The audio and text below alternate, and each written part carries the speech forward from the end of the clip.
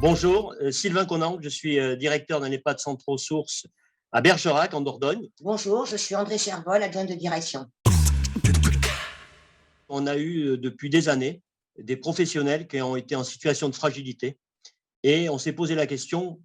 comment faire, quoi mettre en place pour essayer de les maintenir dans l'emploi. Très simplement, il s'agit de porter l'attention sur, pas uniquement sur ce que la personne ne peut plus faire, mais également sur ce qu'elle peut encore faire et d'identifier l'incapacité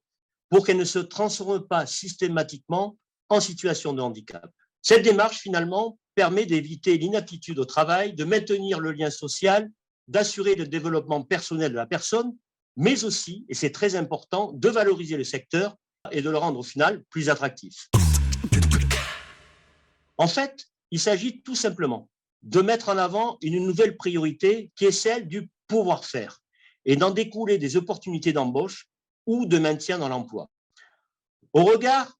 de l'accord OTH, cette initiative constitue un véritable levier pour lutter contre la désinsertion professionnelle, mais aussi mettre en place ce qu'on appelle la prévention primaire, secondaire, voire tertiaire, qui permet au final de faciliter le maintien dans l'emploi, mais aussi d'ouvrir l'exercice des métiers du secteur aux personnes en situation de handicap. À ce jour, les prochaines étapes seraient de concrétiser cette initiative par la construction d'un comité de pilotage avec des groupes de travail qui seraient constitués de professionnels de terrain en interne, mais aussi avec des partenaires extérieurs tels que la médecine du travail ou un cabinet d'ingénierie, car nous avons besoin de ces acteurs-là pour pouvoir avancer et informatiser.